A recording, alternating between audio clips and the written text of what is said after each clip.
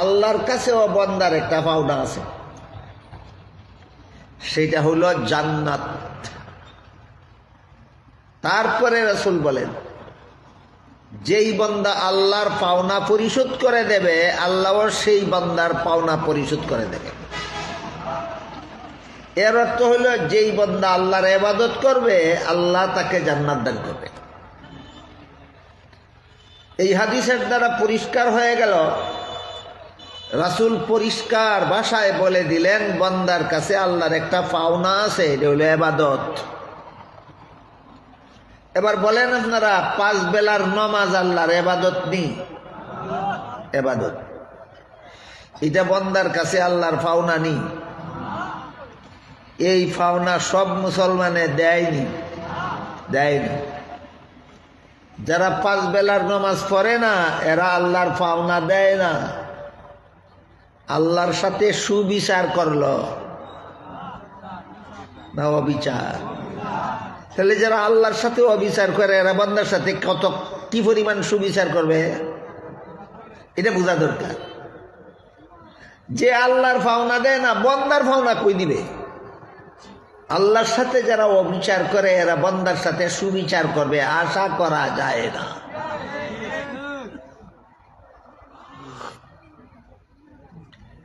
এই জন্য এই অবিচার আর সুবিচারের আলোচনা অনেক লম্বা। যে যার পাওনা দিল, সেই তার সাথে সুবিচার করল। যে যার পাওনা দিল না, সেই তার সাথে অবিচার করল।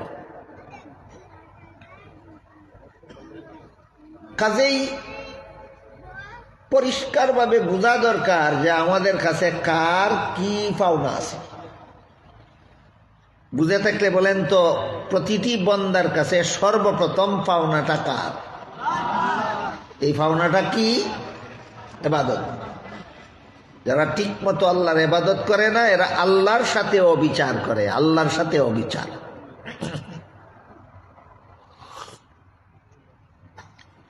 এই আয়াতের ব্যাখ্যায় মুফাসসিরিনে কেরাম লিখেছেন, তুমি যদি কোনো সন্তানের পিতামাতা হইয়া থাকো, তাহলে তোমার কাছে তোমার সন্তানের পাওনা আছে। তুমি যদি কোনো পিতামাতার সন্তান হইয়া থাকো, তাহলে তোমার সাথে তোমার পিতামাতার পাওনা আছে। তুমি যদি কোনো মহিলার স্বামী হইয়া থাকো, তাহলে তোমার কাছে তোমার স্ত্রীর পাওনা আছে। তুমি যদি কোনো পুরুষের স্ত্রী হইয়া থাকো, তাহলে তোমার কাছে তোমার স্বামীর পাওনা আছে। তুমি যদি শিক্ষক হইয়া থাকো, তোমার কাছে ছাত্রর পাওনা আছে। তুমি যদি ছাত্র হইয়া থাকো, তোমার কাছে শিক্ষকের পাওনা আছে। তুমি যদি পীর হইয়া থাকো, তোমার কাছে মুরিদের পাওনা আছে। তুমি যদি মুরিদ হইয়া থাকো, তোমার কাছে পীরের পাওনা আছে। তুমি যদি আলেম হইয়া থাকো, তোমার কাছে আওয়ামের পাওনা আছে। তুমি যদি আওয়াম হইয়া থাকো, তোমার কাছে আলিমের পাওনা আছে। তুমি যদি মসজিদের ইমাম হইয়া থাকো, তোমার কাছে মুসল্লিদের পাওনা আছে। তুমি যদি মুসল্লি হইয়া থাকো, তোমার কাছে ইমামের পাওনা আছে। তুমি যদি পাবলিক হইয়া থাকো, তোমার কাছে সরকারের পাওনা আছে। তুমি যদি সরকার হইয়া থাকো, তোমার কাছে পাবলিকের পাওনা আছে। তুমি যদি মানুষ হইয়া থাকো, তোমার কাছে ফিরিস্তার পাওনা আছে, জীব জানোয়ারের পাওনা আছে। এই সমস্ত যার যার পাওনাগুলি পরিশোধ করার নাম, দেখি আপনারা বলতে পারেন কিনা? এই সমস্ত পাওনাদারের পাওনা পরিশোধ করার নাম সুবিচার। পাওনা পরিশোধ না করার নাম অবিচার।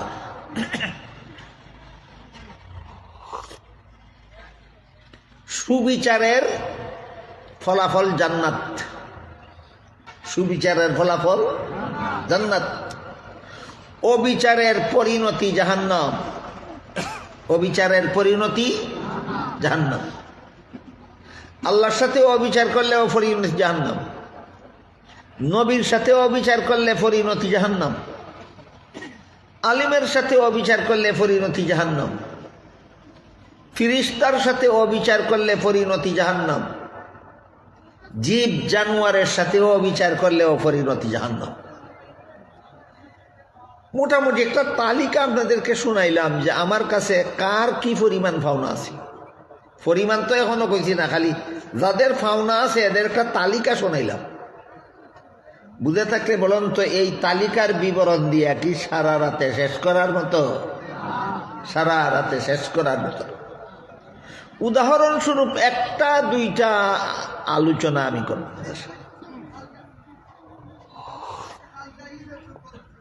কোরআনের এক আয়াতে আল্লাহ বলেন, وَقَضَى رَبُّكَ أَلَّا تَعْبُدُوا إِلَّا إِيَّاهُ وَبِالْوَالِدَيْنِ إِحْسَانًا। আল্লাহ তোমার উপর ফরজ করে দিয়েছেন ইবাদত একমাত্র আল্লাহকে করবে, এটা আল্লাহর পাওনা। আল্লাহর পরে সর্বপ্রথম পাওনার বিবরণ দিয়েছেন আল্লাহ মা বাপের। ওয়াবিল ওয়ালিদাইনি ইহসানা, মা বাপের পাওনা আছে তোমার কাছে। অন্য আয়াতে আল্লাহ মা বাপের কাছে সন্তানের পাওনার বিবরণ হয়েছে। এখানে লক্ষ্য রাখতে হবে যে সন্তানের কাছে মা বাপের পাওনাটা আগে না, মা বাপের কাছে সন্তানের পাওনা আগে। আমার কথা বুঝে থাকলে বলেন, কারটা আগে? মা বাপের কাছে সন্তানের পাওনাটা আগে, এরপরে হইল সন্তানের কাছে মা বাপের পাওনা। মা বাপের কাছে সন্তানের অনেকগুলি পাওনা আছে, এর মধ্যে কয়েকটা পাওনার কথা কই। সন্তান জন্ম হইলে পরে তারে দইয়া পাকসাপ করিয়া তার ডাইন কানে আজানের আওয়াজটা শুনাইয়া দেওয়া, বাম কানে একামতের আওয়াজটা শুনাইয়া দেওয়া, এটা মা বাপের কাছে সন্তান জন্ম হওয়ার পরে পয়লা নম্বর পাওনা। 2 নম্বর পাওনা, সপ্তম দিনে সন্তানের মাথার চুল কামাইয়া চুলের ওজন পরিমাণ রূপা সৎকা করা। এরপরের পাওনা হইল 7 দিনের দিন সন্তানের একটা সুন্দর নাম রাখা, যে নামটা শুনলেই বোঝা যায় এটা মুসলমানের সন্তান। একবার হযরত উমর ফারুক রাদিয়াল্লাহু আনহুর কাছে এক ব্যক্তি গিয়া তার ছেলের বিরুদ্ধে বিচার দিল। বলল, হুজুর আমার ছেলে আমার অবাধ্য, কথা মানে না, আপনি বিচার করে দেন। উমর জিজ্ঞাসা করলেন, তোমার ছেলের কি নাম? বাপে কয়, আমার ছেলের নাম জুউল। হযরত উমর বলেন, এটা একটা নাম রাখছস নি বেটা? এটা শুনলে তো বোঝা যায় না এটা মুসলমানের বাচ্চা না ইহুদির বাচ্চা না খ্রিস্টানের বাচ্চা। তোর কাছে সন্তানের 7 দিনের দিনও তোর কাছে সন্তানের ভাওনা আছিল, এমন একটা নাম রাখতে যে নামটা শুনলে বোঝা যায় এটা মুসলমানের বাচ্চা। তুই 7 দিনের দিনও সন্তানের ভাওনা দিছস না, এই কারণে সন্তান বড় ইয়া তোর কথা মানে না, তোর ভাওনা দেয় না। এই 2 জনের মধ্যে কার সাথে কে প্রথম অবিচার করলো? আমার কথা বুঝে থাকলে বলে, এই পিতা পুত্র 2 জনের মধ্যে কার সাথে অবিচারটা কে আগে করলো? বাপে আগে সন্তানের ভাওনা দিল না, অবিচার করছে। উমর বলেন, এই কারণে সন্তান বড় ইয়া এখন তোর ভাওনা দেয় না, তোর সাথে অবিচার করে। এরপরে সন্তানের আকিকা করা, এটাও মা বাপের কাছে সন্তানের পাওনা। তারপরে সন্তানকে 7 বৎসরের আগে আগে নামাজ শিক্ষা দেওয়া, এটা মা বাপের কাছে সন্তানের পাওনা। 7 বৎসরের সময় নামাজের আদেশ করা, এটাও মা বাপের কাছে সন্তানের পাওনা। 10 বৎসরের সময় শাসন করিয়া নামাজি বানানি, এটাও মা বাপের কাছে সন্তানের পাওনা। এক দুইটা পাওনা তো সারা রাতে কইয়া শেষ করা যেত না। মা বাপের কাছে সন্তানের যে কয়েকটা পাওনার কথা আমি আলোচনা করলাম, আপনারা বুঝা থাকলে বলেন, আপনারা যে সমাজে বাস করেন এই সমাজের মা বাবা কি সন্তানের পাওনা ঠিক ঠিক মতো আদায় করে না? এই সমস্ত মা বাপে অবিচার করলো কার সাথে? নিজের সন্তানের সাথে। এইটার কোনো নাম নাই, খালি বিচার। সন্তানে কেন মা বাপের অবাধ্য হইল? সন্তান আগে মা বাপের অবাধ্য হয় না আগে মা বাপের সন্তানের সাথে অবিচার করে? তোমার অবিচারের ফসল তোমার সন্তান অবাধ্য। এক দুইটা ব্যতিক্রম থাকতে পারে, সেটা ভিন্ন কথা, কিন্তু সচরাচর অবস্থায় যাই। হযরত উমর যে বললেন 7 দিনের জন্য সুন্দর নাম রাখছো না তোমার ছেলের সাথে করছো অবিচার, এই জন্য ছেলে বড় হইয়া তোমার কথা মানে না, তোমার সাথে ছেলে করে অবিচার। তাহলে সন্তানদের নামাজ শিক্ষা দেওয়া, এটা কার কাছে সন্তানের ভাবনা? মা বাপের কাছে। নামাজ কোন বয়সে নামাজ শিক্ষা দেওয়া লাগবে? হাদিস শরীফে আল্লাহ রাসূল বলেন, মুরু আওলাদাকুম বিসসালাতি ইযা বালাগু 7 সিনিন ওয়াদরিবুহুম ইযা বালাগু 10 আও কামা ক্বালা আলাইহিস সালাতু ওয়াসসালাম। রাসূল বলেন, তোমার সন্তান ছেলে হোক মেয়ে হোক, তাকে 7 বছরের সময় নামাজের আদেশ করো। 7 বছরের সময় নামাজের আদেশ করতে হইলে নামাজ শিখানি লাগবো আরো পরে না আগে? আগে নামাজ শিখানি যাইব নি বিসমিল্লাহ না শিখাইয়া? বিসমিল্লাহ না শিখাইয়া নামাজ শিখানি যাবে না। এই বিসমিল্লাহ শিক্ষা দেওয়ার দাম কত? একটা ঘটনা আপনারা দেখুন। আল্লামা ইমাম ফখরুদ্দিন রাজি রহমতুল্লাহি আলাইহি তার পৃথিবী বিখ্যাত তফসিরের কিতাব তফসিরে কবিরে হযরত মুসা আলাইহিস সালামের একটা ঘটনা লিখছেন। মুসা আলাইহিস সালাম রাস্তা দিয়ে যাইতেছিলেন, দেখলেন একটা কবরে মুর্দার আযাব হইতেছে।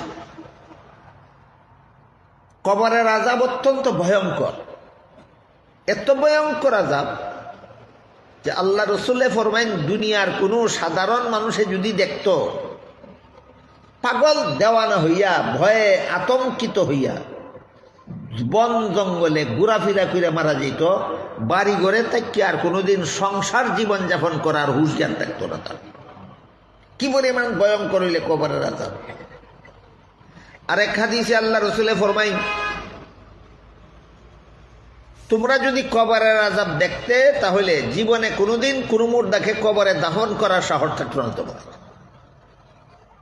বুঝে থাকলে বলেন, কবরের আযাব খুব সাধারণ না অত্যন্ত ভয়ঙ্কর?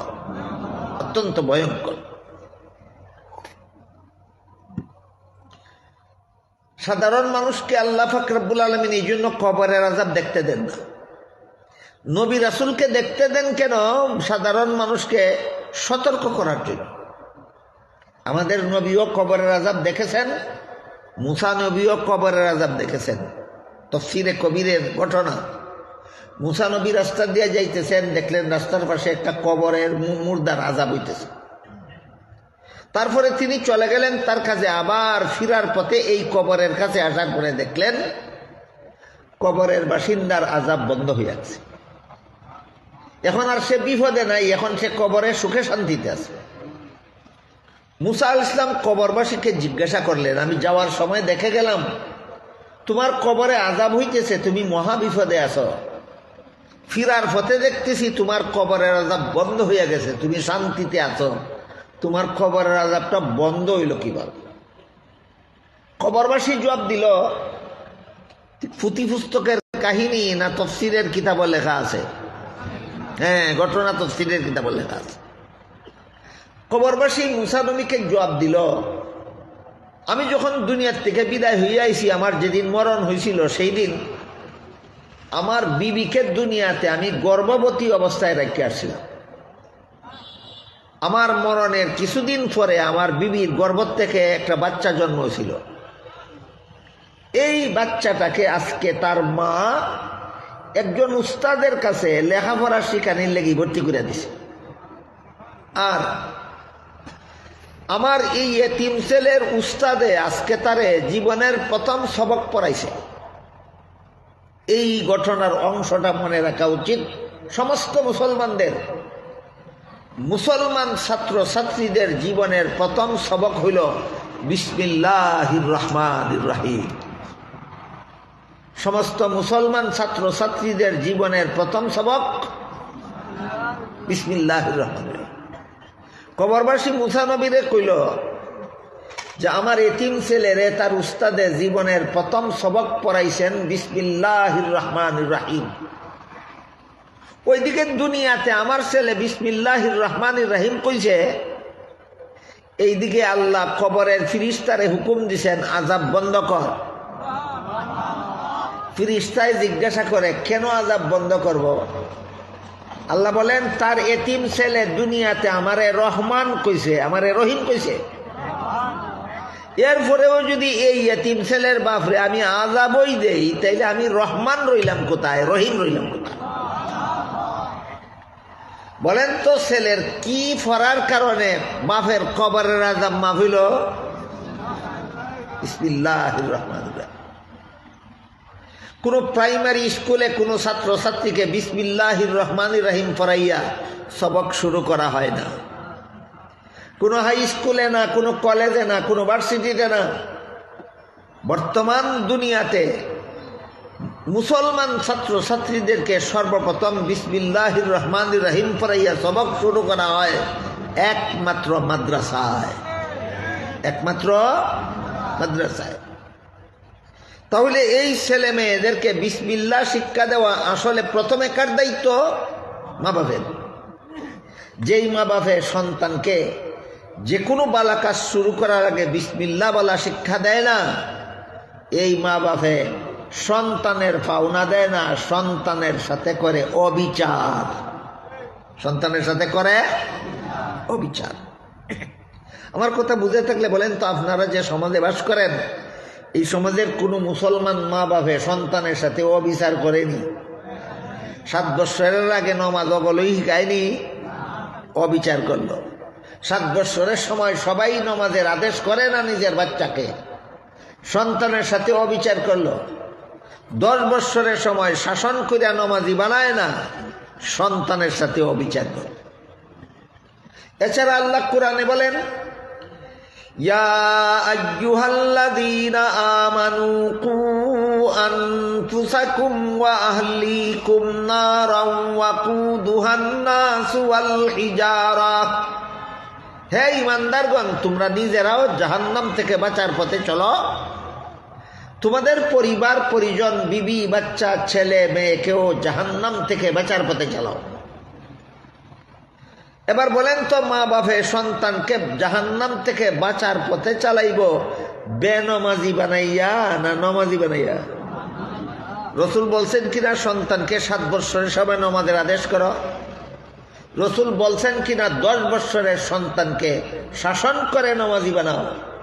কাজেই যে মা বাপে সন্তানদের 7 বৎসরের সময় নমাজের আদেশ করে না, 7 বৎসরের আগে নমাজ শিখায় না, 10 বৎসরের সন্তানকে শাসন করে নমাজি বানায় না, আমার কথা বুঝে থাকলে বলেন এই সমস্ত মা বাপেরা কার সাথে অবিচার? নিজের সন্তানের সাথে অবিচার। অন্য লোকের অবিচারের আলোচনা করে আর না লাভ কি? আমার সমাজের 80% জন মুসলমান মা বাপে অবিচার করে নিজের সন্তানের সাথে। এই কথাটা কি আমি আপনাদেরকে বুঝাইতে পারলাম? আমি যে সমাজে বাস করি, এই সমাজের 80% জন মুসলমান মা বাবা সর্বপ্রথম অবিচার করে নিজের সন্তানের সাথে। এই কারণে সন্তানের সাথে যদি সুবিচার করা হয় শিশুকালে, সন্তান বয়স্ক হইয়া মা বাবার সাথেও সুবিচার করবে। বুঝে থাকলে এবার বলেন তো, সন্তানের কাছে মা বাপের ভাবনাটা আগে না মা বাপের কাছে সন্তানের ভাবনাটা আগে? মা বাপের কাছে সন্তানের ভাবনা আগে। সন্তান যদি, মা বাপের যদি সন্তানের ভাবনা ঠিক মতো আদায় করে, এই সন্তান বড় হইয়া মা বাপের সাথে অবিচার করতে পারে না। এরপরে আরম্ভ হইব সন্তানের কাছে পিতামাতার পাওনা।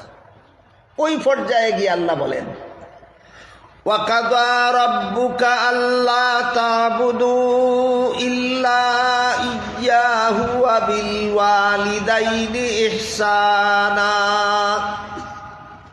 আল্লাহ তোমার উপর ফরজ করে দিয়েছেন, প্রথম নম্বর পাওনা আদায় করো আল্লাহর, তার পরে পরে পাওনা আদায় করো মা বাপের। আল্লাহর পাওনার পরে মা বাপের পাওনা। আল্লাহ না কেন, এর ব্যাখ্যা দিয়া তাফসীরের কিতাবে লেখা আছে, আল্লাহ যেভাবে বান্দাকে যত কাজের আদেশ করেন একটাও নিজের স্বার্থের জন্য নয়, একমাত্র বান্দার উপকারের জন্য। এই কথাটা আগে বুঝেন। আল্লাহ বান্দাকে যত কাজের হুকুম করেন, কোন কাজটা আল্লাহর নিজের স্বার্থে? একটাও না। কথা কোয়া লাগবো আপনারা, নইলে আমি বুঝাইতে পারছি না। আল্লাহ বান্দাকে যত কাজের হুকুম করেন, এর মধ্যে কটা হুকুম করেন আল্লাহর নিজের স্বার্থে? একটাও না। তাইলে এতগুলি হুকুম আমাদেরকে কেন করেন? আমাদের উপকারের জন্য। যেমন ধরেন 5 বেলা নামাজ পড়ার হুকুম করছেন, আল্লাহর বিন্দু মাত্র স্বার্থ নাই। নামাজ পড়ার আল্লাহ যে আমাদেরকে নামাজের হুকুম করছেন, এই হুকুমটা আমি পালন করলে আমার কি উপকার হবে? হাদিস শরীফে রাসূল বলেন, আসসালাতু মিফতাহুল জান্নাহ, তুমি বেহেশতের চাবি পাইবা। আমারে আল্লাহ হুকুম করছেন নামাজ কায়েম করো, আল্লাহর কি স্বার্থ? মুঠেও না। আমার কি উপকার? আমি নামাজ কায়েম করলে রাসূল বলে যে আমি জান্নাতের চাবি পাইব, এই নামাজই আমার জান্নাতের চাবি। উদাহরণ বুঝে থাকলে বলেন, আল্লাহ বান্দাকে যত কাজের আদেশ করেন, এইগুলিতে আল্লাহর কোনো স্বার্থ আছে না। তাহলে কেন আদেশ করেন? আমাদের উপকারের জন্য। কেন আদেশ করেন? আমাদের উপকারের জন্য। তাইলে বান্দাকে সমস্ত আদেশ নিষেধের ব্যাপারে আল্লাহ কিছুটা স্বার্থবাদী না সম্পূর্ণ স্বার্থহীন? কথা কই। বান্দারে আল্লাহ যত আদেশ নিষেধ করেন, এই ব্যাপারে আল্লাহ কিছুটা স্বার্থবাদী না সম্পূর্ণ স্বার্থহীন? স্বার্থহীন। আল্লাহর পরে সমস্ত জগতের মধ্যে মা বাপের চেয়ে বড় স্বার্থহীন মানুষ আর কেউ নাই। আল্লাহ যেমন বান্দাকে কোনো আদেশ করেন না নিজের স্বার্থে, সবগুলি আদেশ করেন বান্দার উপকারের জন্য, ঠিক তেমনি ভাবে মা বাপে সন্তানকে যত আদেশ করে একটাও নিজের স্বার্থে নয়, সবগুলি আদেশ করে সন্তানের উপকারের জন্য। মা বাপ ছাড়া আর যত মানুষ সংসারে আছে সমস্ত মানুষই স্বার্থবাদী। তবে স্বার্থ দুই রকমের আছে, একটা তুচ্ছ স্বার্থ আর একটা উন্নত মানের স্বার্থ। দুনিয়ার স্বার্থের উদ্দেশ্যে যদি আদেশ করে এটা তুচ্ছ স্বার্থ, আখিরাতের স্বার্থের উদ্দেশ্যে যদি কিছু করে এটা উন্নত মানের স্বার্থ। যেমন একজন আলিমে একজন ছাত্ররে কোরআন হাদিস শিক্ষা দেন বিনা স্বার্থে না আল্লাহরে খুশি করার স্বার্থে? আল্লাহরে খুশি করার স্বার্থে। উস্তাদ ছাত্ররে কোরআন হাদিস শিক্ষা দেওয়ার মূলে তার উদ্দেশ্য থাকে আল্লাহ আমার আল্লাহ খুশি হবেন, খুশি হয়ে আল্লাহ আমাকে অনেক নিয়ামত দান করবে। একজন ইমাম সাহেব মসজিদে নামাজের ইমামতি করেন, উদ্দেশ্য আল্লাহ খুশি হবেন, আল্লাহ আমাকে নিয়ামত দান করবে। একজন মুয়াজ্জিন সাহেব মসজিদে আযান দেয়, উদ্দেশ্য আল্লাহ খুশি হবেন, খুশি হয়ে আমাকে নিয়ামত দান করবে। একজন আলিম আপনাদেরকে ওয়াজ নসিহত করেন, উদ্দেশ্য আপনারা বলেন, আমি তো কটা কইছি, এটা আপনারা করেন জি, আল্লাহরে খুশি করার উদ্দেশ্য যদি থাকে তাহলে তাই না উচ্চ উন্নত মানের স্বার্থ সামনে নিয়েই আপনাদেরকে ওয়াজ নসিহত করে। কিন্তু আজকাল সব আলিমরা উন্নত মানের স্বার্থের উদ্দেশ্যে করে না ওয়াজ, অনেকে আজকাল তুচ্ছ স্বার্থে ওয়াজ করে। উচ্চ স্বার্থ হইল আল্লাহরে খুশি করা, আর তুচ্ছ স্বার্থ হইল মোটা অঙ্কের টাকার চুক্তি করা। যেসব বক্তারা মোটা অঙ্কের টাকার চুক্তি করে ওয়াজ করতে যায়, এরা আল্লাহ খুশি করার উদ্দেশ্য না, এরা শ্রোতারে খুশি করিয়া পকেট গরম করার উদ্দেশ্য। বলেন এরা উচ্চ স্বার্থে ওয়াজ করে না তুচ্ছ স্বার্থে? তুচ্ছ স্বার্থে। আমি বলতেছিলাম উচ্চ স্বার্থ হোক আর তুচ্ছ স্বার্থ হোক, স্বার্থ সকলের হইয়াছে। উস্তাদের ছাত্র ভরায়, তার মধ্যেও স্বার্থ আছে। আলেমগঞ্জ মানুষকে ওয়াজ করে, তার মধ্যে দুই রকমের স্বার্থর কোনো না কোনো স্বার্থ আছে। কিন্তু মা বাপে যে ছেলেরে কয় ঠিক মতো খাওয়া দাওয়া কর, ঠিক মতো গোসল কর, শীতের দিনও শরীর তেল মালিশ কর, লেখাপড়া করতে যা, ঠিক মতো সময় মতো ঘুমা, এর মধ্যে মা বাপের কি স্বার্থ? বিন্দু মাত্র স্বার্থ নেই, একমাত্র ছেলের উপকারের জন্য। সর্বপ্রথম স্বার্থহীন হলেন একমাত্র আল্লাহ, আর আল্লাহর পরে সমস্ত জগৎবাসীর মধ্যে স্বার্থহীন কোনো মানুষ যদি থাকে তাহলে সেই মানুষ হইল মা বাপ। এই জন্য আল্লাহ বলেন আল্লাহর সাথে সুবিচার করো, আল্লাহর পাওনা দাও। সাথে সাথে বলেন এরপরেই তুমি মা বাপের সাথে সুবিচার করো, মা বাপের পাওনা দাও।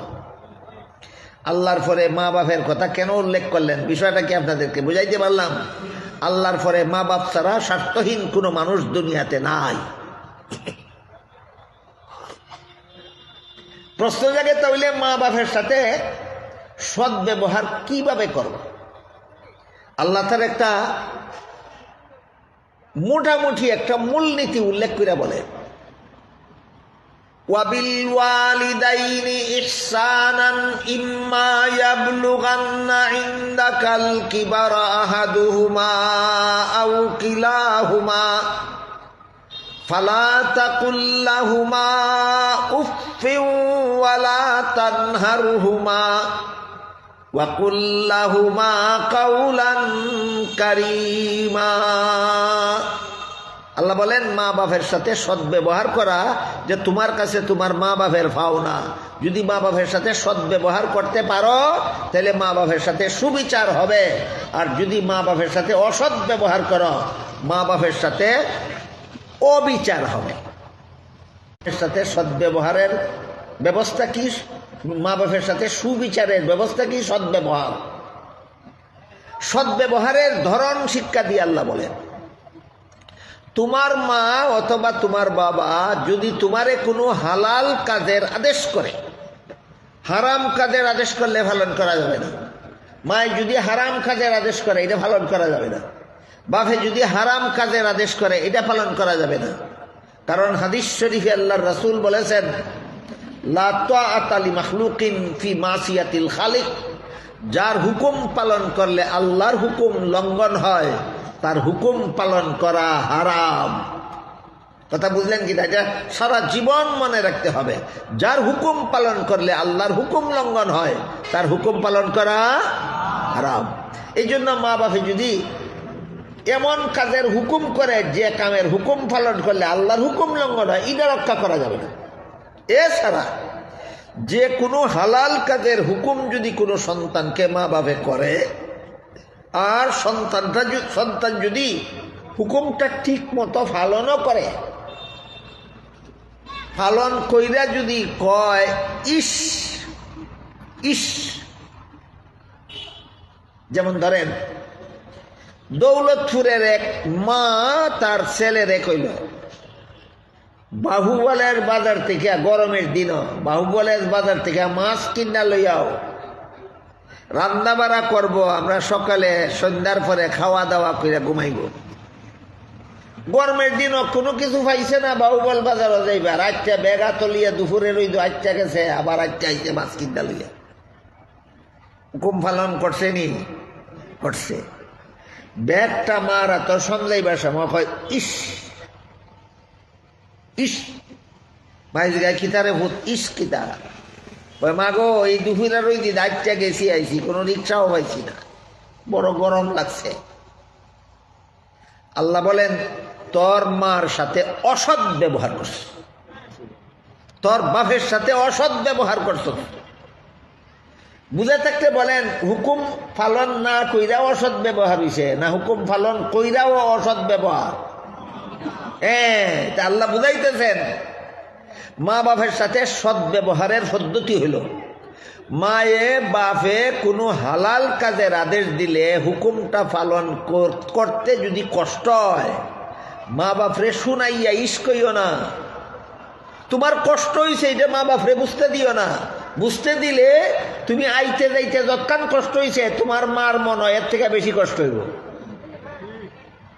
তোমার যে কষ্ট হয়েছে বুঝতে দিও না, মা বাপের হুকুম খুশি মনে হাসি মুখে পালন করো, তাইলে মা বাপের পাওনা ঠিক মতে আদায় হইল, মা বাপের সাথে উচিত মতো সুবিচার হইল। আল্লাহ যেভাবে বুঝাইছেন এভাবে বুঝা থাকলে বলেন মা বাপের হুকুম পালন করে যদি মা বাপরে কয় যে আমার একটু কষ্ট হয়েছে, তাইলে সুবিচার হইল মা বাপের সাথে না অবিচার? অবিচার। আর হুকুম লঙ্ঘন করলে তো আর কোনো কথাই নাই, কত বড় অবিচার। হাদিস শরীফে রাসূল করিম সাল্লাল্লাহু আলাইহি ওয়াসাল্লাম বলেন, কেউ যদি তার বাবার দিকে অথবা তার মায়ের দিকে দয়া মায়ার দৃষ্টিতে একবার চায়, মার দিকে দয়া মায়ার নজরে একবার যদি চায়, বাপের দিকে দয়া মায়ার নজরে একবার যদি চায়, একটা কবুল হদের সওয়াব আল্লাহ তাআলা দেন। সাহাবায়ে কেরাম জিজ্ঞাসা করেন, মার দিকে বাপের দিকে দয়া মায়ার নজরে একবার চাইলে যদি একটা কবুল হদের সওয়াব পাওয়া যায়, তাহলে 100 বার চাইলে কি তা হইব? রাসূল বলেন 100 বার চাইলে 100টা কবুল হদের সওয়াব দেওয়া হইব। তুমি মা বাপের দিকে দয়া মায়ার নজরে চাইতে চাইতে তোমার বেতিষ্টা লাগতে পারে, আল্লাহ তোমারে হজের সওয়াব দিতে দিতে আল্লাহর বেতিষ্টা লাগতো না। আমি কি আপনাদেরকে বুঝাইতে পারলাম মা বাপের সাথে সদ্ব্যবহার কিভাবে করতে হয়? আয়াতের ব্যাখ্যায় মুফাসসিরিন কেরাম লিখেছেন, তুমি যদি সন্তান হইয়া থাকো মা বাপের পাওনা আছে তোমার কাছে, তুমি যদি মা বাপ হইয়া থাকো সন্তানের পাওনা আছে তোমার কাছে, তুমি যদি শিক্ষক হইয়া থাকো ছাত্রের পাওনা আছে তোমার কাছে, তুমি যদি ছাত্র হইয়া থাকো শিক্ষকের পাওনা আছে তোমার কাছে। এসব বিষয় আজকাল চর্চা নাই, আলোচনা নাই, কেউ জানে না আমার শিক্ষকের কাছে আমার কি পাওনা, ছাত্ররা জানে না আমার শিক্ষকের কাছে আমার কি পাওনা, আর শিক্ষকরা জানে না আমার ছাত্রর আমার কাছে কি পাওনা, জানে না। ওগুলোই যার যেমনে মনে চায় এমনিই ভরে এমনিই ভরায়, শিক্ষকের যেমনে মনে চায় এমনিই লেখাপড়া করায়, ছাত্র যেমনে মনে চায় এমনিই লেখাপড়া করে। এই লেখাপড়ার সুফল বলতে জীবনে কিছু পায় না।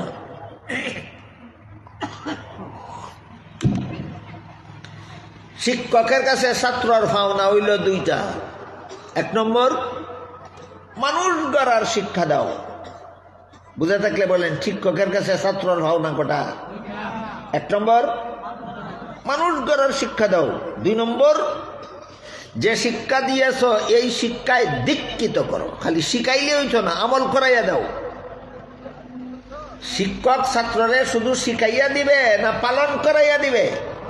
হ্যাঁ, শিখাইয়া দেওয়ার নাম শিক্ষা, আর পালন করাইয়া দেওয়ার নাম দীক্ষা। উস্তাদের কাছে ছাত্রর পাওনা দুইটা, একটা পাওনার নাম শিক্ষা আর একটা পাওনার নাম দীক্ষা। বুঝাইতে পারলাম? বুঝাইতে পারলাম? যেমন ধরেন এক ছাত্র মাদ্রাসার ভর্তি, নমাজ শিক্ষা দেওয়া উস্তাদের দায়িত্ব নিতারে। কি বুঝলেন? ছাত্র মাদ্রাসায় ভর্তি হইল, এই ছাত্ররে নমাজ শিক্ষা দেওয়া উস্তাদের কাছে তার ভাবনা নেই, ভাবনা নমাজ শিখাইলেন কিন্তু নমাজি বানাইলেন না। নমাজ শিখাইলেন, মাদ্রাসার উস্তাদ ছাত্রকে নমাজ শিখাইলেন কিন্তু নমাজি বানাইলেন না। আমার কথা বুঝলেন কিনা আমি পরীক্ষা করব। পাওনা কটা আছিল, কটা দিল আর কটা রইল? হ্যাঁ, 2-1 জনে কইতে পারতুন। তোমার কাছে তোমার ছাত্রের 2টা পাওনা আছিল, একটা দিছো আর একটা দিছো না। ছাত্রর সাথে অবিচার করছো, অবিচার।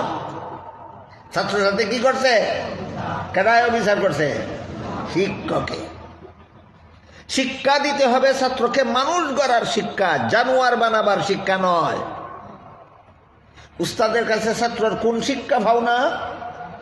মানুষ গড়ার শিক্ষা, জানোয়ার বানাবার শিক্ষা নয়। দুঃখের বিষয়, আপনারা যে সমাজে বাস করেন এই সমাজের স্কুলে আজকাল ছাত্র ছাত্রীদেরকে জানোয়ার বানাবার শিক্ষা দেওয়া শুরু হইয়া গেছে। মানুষ বানানোর শিক্ষা চলছে না জানোয়ার বানানোর শিক্ষা চলছে? কেমনে কেমনে আমি আপনার একটু বুঝাই। একটা পুরুষ 15 বছর বয়সে, 20 বছর বয়সে, 25 বছর বয়সে যদি মনে মনে ভাবে আমি মহিলা, আসই মহিলা হয়ে যাবে না খেয়ালি ফুলাও, খেয়ালি ফুলাও। একটা পুরুষে যদি মনে মনে ভাবে আমি মহিলা, সরকারে আইনত তারে মহিলা গণ্য করবে, সরকারি আইনে সে মহিলা গণ্য হবে। হেও কল্পনা করছে আমি মহিলা, সরকারি আইনেও তারে মহিলা হিসাবে দুইটা দিছে। এই লোকটায় এখন বলেন আপনারা মহিলা বিয়া করব না পুরুষ বিয়া করব? আসলে কি হে মহিলা নেই? আসলে পুরুষ হইয়া যদি একটা পুরুষ বিয়া করে, তা দুজনের মিলন হইলে, একটা পুরুষে আর একটা পুরুষ বিয়া করলো, দুজনের মিলন হইলে বেটায় বেটায় আকাম করছে নি? করছে নি? করবো নি? পুরুষে পুরুষে অপকর্ম করবে কিনা? যে এমন এত বড় জঘন্যতম একটা অপকর্ম, যেই অপকর্ম দুনিয়ার কোনো কুত্তায়ও করে। একটা কুত্তাও যদি মিলামিশা করতে চায় আর একটা কুত্তার দ্বারা যায় না, একটা কুত্তির দ্বারা যায়। আর আমাদের শিক্ষা ব্যবস্থায় এমন জঘন্যতম শিক্ষা ব্যবস্থা চালু করার শয়তানি চক্রান্ত চলছে যে একটা পুরুষ মানুষ আর একটা পুরুষ মানুষকে বিয়া কইরা পুরুষ পুরুষের সাথে অপকর্মে লিপ্ত হওয়ার ইমান বিধ্বংসী শিক্ষা চলেছে। আমার কথা বুঝে থাকলে বলেন, শিক্ষকের কাছে ছাত্রর ভাবনা কটা আছে? 1 নম্বর, মানুষ গড়ার শিক্ষা দাও, জানোয়ার বানানির শিক্ষা না। 1 নম্বর শিক্ষকের কাছে ছাত্রর 1 নম্বর ভাবনাটা কি ছিল? মানুষ গড়ার শিক্ষা দাও, জানোয়ার বানানির শিক্ষা না। 2 নম্বর ভাবনা ছিল, যে শিক্ষায় শিক্ষিত করেছ এমন শিক্ষায় দীক্ষিত করো, শিক্ষার সাথে দীক্ষা দাও। এই 2টা জিনিস হইল উস্তাদের কাছে ছাত্রর ভাবনা। এটা কি শিক্ষা প্রতিষ্ঠানে ছাত্রর কাছে উস্তাদের কি ভাবনা, উস্তাদের কাছে ছাত্রর কি ভাবনা, এগুলি কি শিক্ষা দেওয়া হয়? শিক্ষা দেওয়া হয় না। যত সব অপকর্ম, যত সব পশুত্ব শিক্ষা দেওয়ার ব্যবস্থা চলছে, পরিণতি যা হওয়ার তাই হবে। এবার বলেন যে উস্তাদ ছাত্ররে মানুষ গড়ার শিক্ষা দিল না, অথবা শিক্ষা দিল, দীক্ষা দিল না, কার ভাবনা দিল না? উস্তাদের ছাত্রর ভাবনা দিল না। অবিচার করলো কার সাথে? অবিচার করলো ছাত্রর সাথে। ছাত্র তোমার পরীক্ষার হলো বিচারটা করে দিব। ইয়াদ রেখো কেমনে? যে তার লেখকে পড়াইছো সারা বছর ছাত্ররে, এইটা মুখস্থ করছে না, বইয়ের ফাতাসিরা চুরি করিয়া পরীক্ষার হলো গিয়া বইব না, বয় না? ওই দিন যদি চুরির ধরে লাও, তোমার জুতাই দা ফিরব। বলেন এইরকম কাণ্ড বাংলাদেশের কোন পরীক্ষার হলে ঘটে কিনা? কেন ঘটে? তুই বেটা ছাত্রর সাথে আগে অবিচার করছস, এই কারণে ছাত্র পরীক্ষার হল তোর সাথে অবিচার করছে। তুই ক্লাসে বসে ছাত্রর সাথে অবিচার করছস, এই কারণে ছাত্র পরীক্ষার হলে বসে তোর সাথে অবিচার করছে। অবিচারের পরিণতি অবিচার। এই কারণে আল্লাহ বলেন, ইন্নাল্লাহ ইয়া'মুরু বিল আদল, যার কাছে যার পাওনা আছে সে তার পাওনা পরিশোধ করো, এটার নাম সুবিচার। এইভাবে যদি তোমরা দুনিয়াতে পাওনাদারের পাওনা দিয়ে সুবিচার প্রতিষ্ঠা করো, জান্নাতের সুখ শান্তি দুনিয়াতেই পাবে। জান্নাতের সুখ শান্তি দুনিয়াতেই পাবে। আমি আগেই কইছি, আমাদের কাছে এক একজন মানুষের কাছে যত জনের পাওনা আছে এটা সারা রাত কইয়াও শেষ করে নিত না। মাত্র 1-2টা উদাহরণ কইছি। প্রথমে কইছি আল্লাহর পাওনা বন্দার কাছে কি, আর বন্দার পাওনা আল্লাহর কাছে কি। দ্বিতীয় পর্যায়ে কইছি মা বাপের কাছে সন্তানের কি পাওনা, আর সন্তানের কাছে মা বাপের কি পাওনা। তৃতীয় নম্বরে কইলাম উস্তাদের কাছে ছাত্রর কি পাওনা, আর ছাত্রর কাছে উস্তাদের কি পাওনা। ছাত্রর কাছেও উস্তাদের পাওনা 2টা। উস্তাদের দেওয়া শিক্ষা তোমার গ্রহণ করতে হবে, উস্তাদের দেওয়া দীক্ষা তোমার গ্রহণ করতে হবে। এটা হলো ছাত্রর কাছে উস্তাদের পাওনা। তাফসীরের কিতাবে লেখা আছে, তুমি যদি মানুষ হইয়া থাকো, তোমার কাছে ফিরিস্তারও পাওনা আছে, জীব জানোয়ারেরও পাওনা আছে। আমার কথা বুঝে থাকলে বলেন, মানুষের কাছে কতটা জাতির পাওনা আছে? দুইটা জাতি।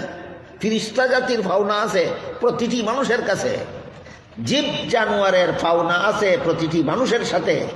যে ফিরিস্তার পাওনা দেয় না, এ ফিরিস্তার সাথে করে অবিচার, আর যে জানোয়ারের পাওনা দেয় না, হে জানোয়ারের সাথে করে অবিচার।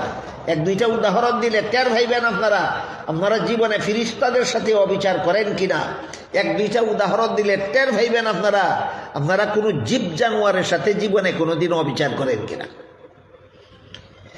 সর্বপ্রথম আমরা বোঝার চেষ্টা করি ফিরিস্তার কি পাওনা আছে আমার কাছে।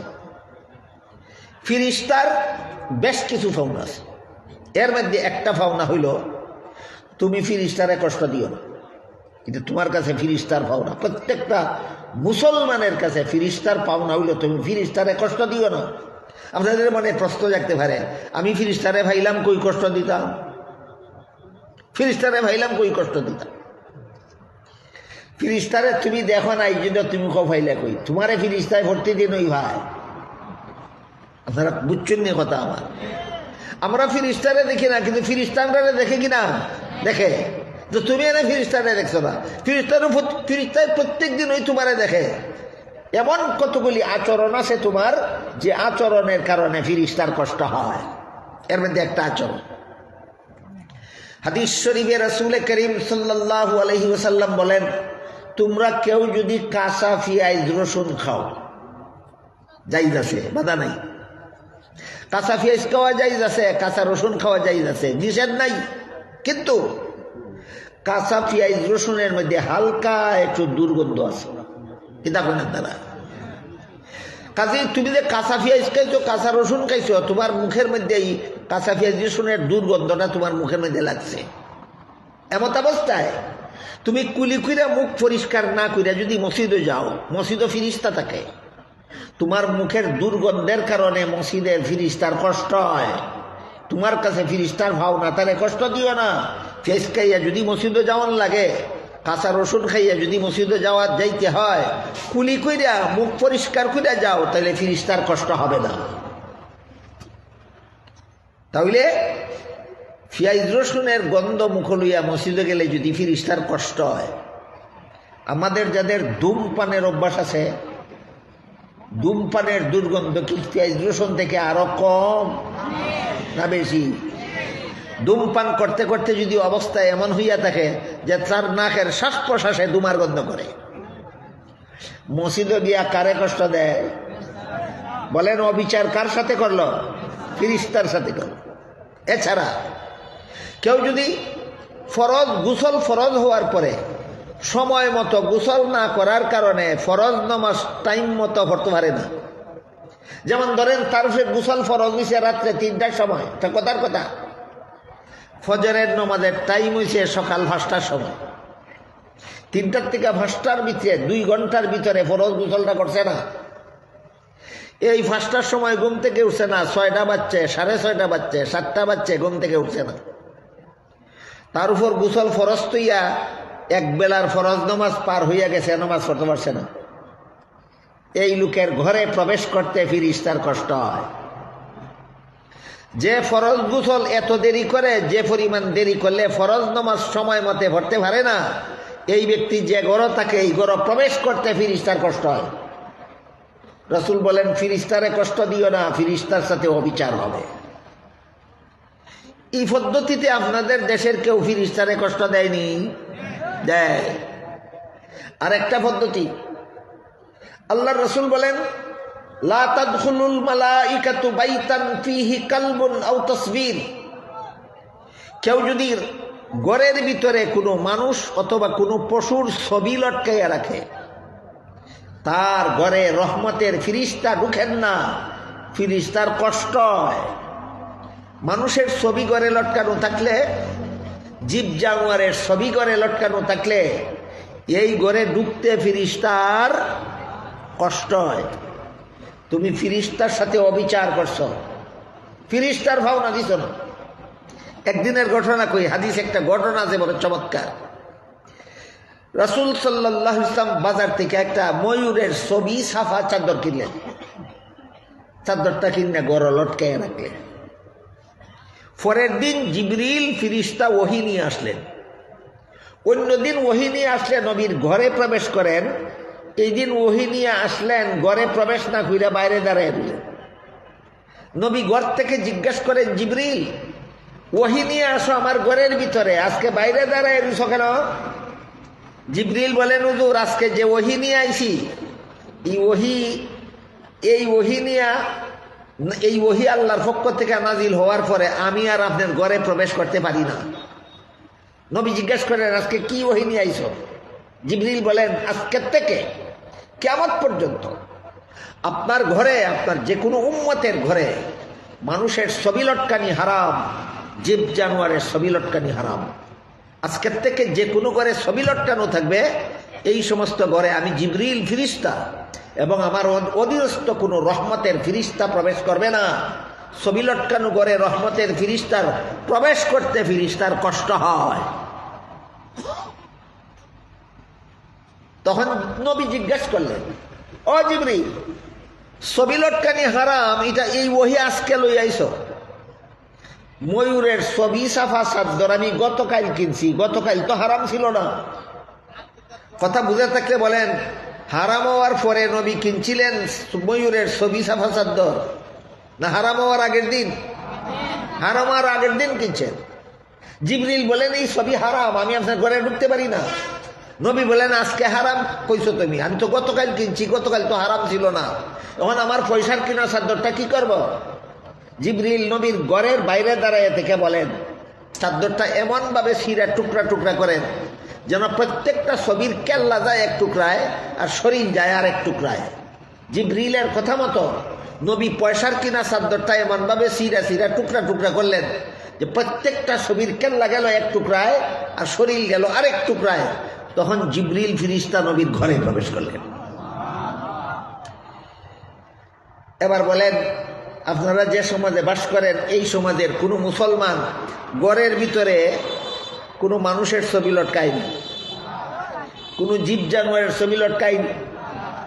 এরা পাওনা দেয় না কার? ফিরিস্তার। অবিচার করে কার সাথে? ফিরিস্তার সাথে। অবিচারের মজাটা মরণের সময় শিক্ষা লইবা।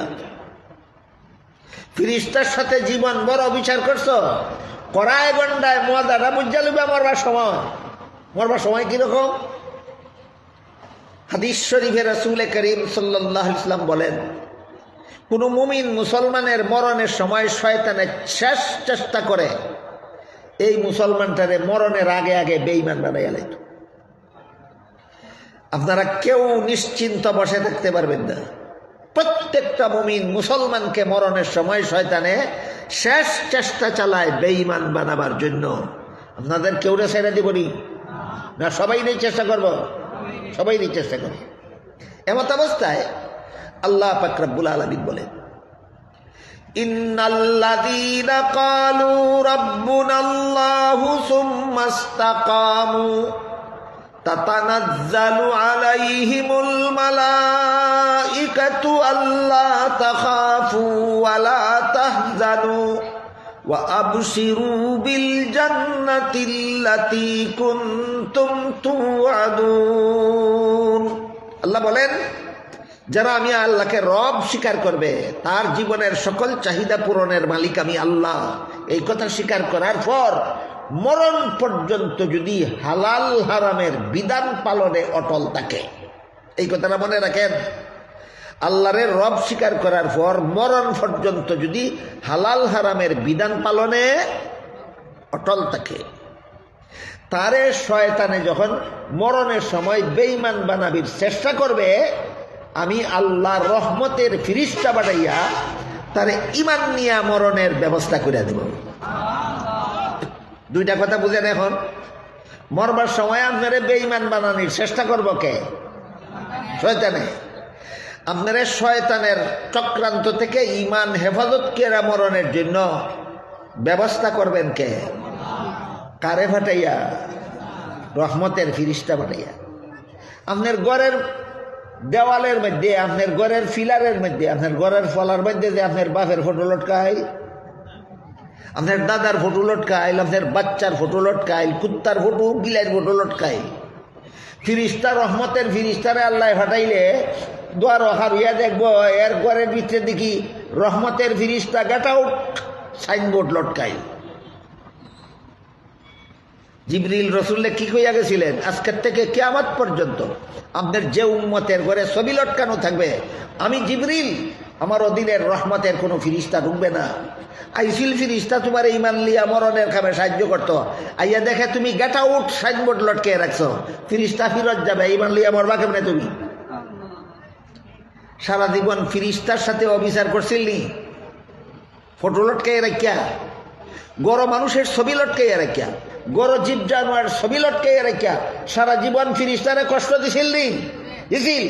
বিচারটা কোন সময় হইব? কোন বুঝা লইও, বালা করে বুঝা রাখিও, মরণের সময় কড়ায় গন্ডায় মাসুল দিয়া যাইবা, ফিরিস্তার সাথে অবিচার করার বিচার মরণকালে হয়ে যাবে। কইছি সারা রাইত এই অবিচার আর সুবিচারের কথা কইয়া শেষ করা যেত না। আপাতত মাত্র ফিরিস্তার কাছে, মানুষের কাছে ফিরিস্তার কি পাওনা কয়েকটা উদাহরণ দিলাম। জীব জানোয়ারের পাওনা আছে মানুষের কাছে, আয়াতের তাফসীরে লেখা আছে কিতাবে। তুমি যদি মানুষ হয়ে থাকো তোমার কাছে জীব জানোয়ারের পাওনা আছে।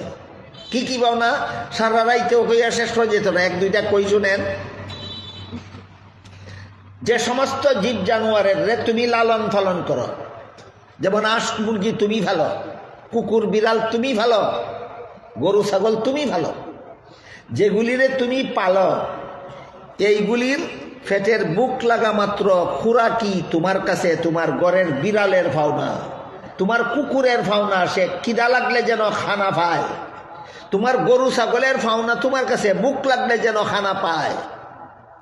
কাজেই যারা গরু ফালে বুক লাগলে সময় মতো খাওয়ান দেয় না, যারা ছাগল ফালে বুক লাগলে ঠিক মতো খাওয়ান দেয় না, যারা কুকুর বিড়াল ফালে বুক লাগলে ঠিক মতো খাওয়ান দেয় না, পেটের বুকে কষ্ট হয়।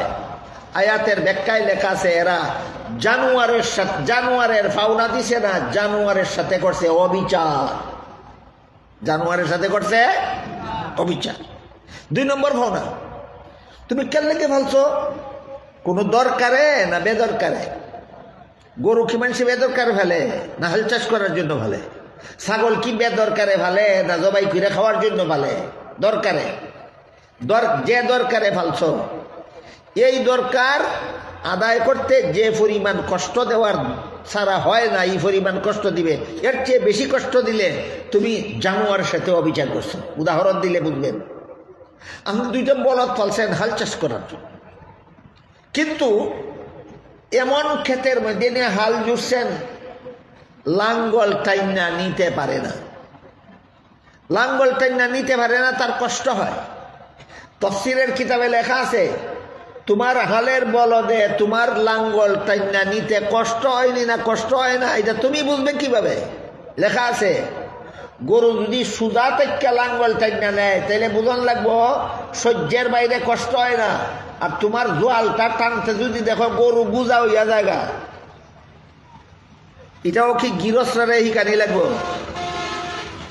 কোন মাদ্রাসার ছাত্র না জানতে পারে, মাদ্রাসার কোনো উস্তাদে না জানতে পারে। আপনারা যারা গৃহস্থী করেন অবশ্যই জানেন আপনার আলের গরু জোয়াল টানতে গুজা হয় কোন সময়? যে সময় আর সহ্য করতে পারে না। বুঝছেন নি কথা? যে সময় আর জলটা টানতে সহ্য করতে পারে না, গুজা হইয়া জায়গা, এর ফলে আরম্ভ করে ফিটার ছুটে লিখতে জায়গা আর তুলে যায় না। তাফসীরের কিতাবে লেখা আছে তুমি তোমার হালের বলদের সাথে অবিচার করছো। তার সাথে অবিচার করছে, হালের বলদের সাথে অবিচার করছে। রাস্তার মধ্যে অনেক সময় ফিফরা লাইন বেঁধে চলেনি? ফিফরা লাইন বেঁধে চলে। এই ফিফরায় তোমারে কোনো কষ্ট দেয় কিনা দেখতে হবে। যদি দেখা যায় ফিফরায় তোমারে কামড়ায় না, কোনো কষ্ট দেয় না, তোমার কোনো অনিষ্ট করে না, ফাউক দিয়া মর মাইরা কয়েক সময় লিস, কোন অপরাধে মারেনি ফতের ফিফরা কেউ ফাউক দিয়া গসাইয়া? অপরাধ লাগে না বিনা অপরাধে? তফসিরের কিতাবে লেখা আছে তুমি ফিফরার সাথে অবিচার করছো, অবিচার, কিয়ামতের দিন এর বিচার তোমার পিঠের থেকে আদায় করা হবে। তাহলে জীব জানোয়ারেরও ফাওনা আসেনি মানুষের কাছে? জীব জানোয়ারের ফাওনা দিলেই হবে জীব জানোয়ারের সাথে সুবিচার, জীব জানোয়ারের পাওনা না দিলেই হবে জীব জানোয়ারের সাথে অবিচার। আজকে কয়েকটা উদাহরণ মাত্র কইলাম। 1 নম্বর আল্লাহর ফাওনা বান্দার কাছে, 2 নম্বর নবীর ফাওনা উম্মতের কাছে, এটার আলোচনা হয়েছে না। 3 নম্বর মা বাপের ফাওনা সন্তানের কাছে, সন্তানের ফাওনা মা বাপের কাছে, এরপরে উস্তাদের ফাওনা ছাত্রের কাছে, ছাত্রের ফাওনা উস্তাদের কাছে, এরপরে ফিরিস্তার ফাওনা মানুষের কাছে, মানুষেরও ফাওনা আছে ফিরিস্তার কাছে, জীব জানোয়ারের ফাওনা আছে মানুষের কাছে, মানুষেরও ফাওনা আছে জীব জানোয়ারের কাছে। এইভাবে সমস্ত জগৎ জুড়ে আল্লাহ যা কিছু সৃষ্টি করেছেন প্রত্যেকের একটা নির্ধারিত প্রাপ্য আছে তোমার কাছে। এই প্রাপ্য পরিশোধ করার নাম ইনসাফ, প্রাপ্য পরিশোধ করার নাম সুবিচার। যারা করে না এরা অবিচারী, জালেম। এই জালেমদের বিচার হবে কাল হাসরের মাঠে। এই সমস্ত ইনসাফ বা সুবিচারের আওতায় পরে আরো 2টা জিনিস। একটা হইল গ্রাম্য সালিসি বৈঠক, আর একটা হইল সরকারি আদালত। গ্রাম্য সালিসি বৈঠকে একদল বাদী হইয়া আর এক দলের বিরুদ্ধে বিচার দায়ের করেনি। এই সময় যদি যারা বিচার করেন, সালিসি বৈঠকের মুরব্বী যারা, তারা যে বিচার করেন সাধ্যমতো তদন্ত করে দেখতে হবে কার কি পরিমাণ প্রাপ্য আছে। যার যে পরিমাণ প্রাপ্য আছে সেই পরিমাণ প্রাপ্য যদি বিবাদীর কাছ থেকে পরিশোধ করে না দেন, সালিসি বৈঠকের মুরব্বীরা যদি পক্ষপাতিত্ব করে, তরফদারি করে, তাহলে এই মজলুমের সাথে অবিচার করা হইল। এই সমস্ত মুরব্বীদেরকে হাসরের মাঠে আল্লাহর আদালতে আসামির কাঠগড়ায় দাঁড়িয়ে জবাব দিতে হবে। গেল সালিসি বৈঠকের ইনসাফের ব্যাপার, সুবিচারের ব্যাপার। এবার আসেন সরকারি আদালতের ইনসাফ আর সুবিচারের ব্যাপার।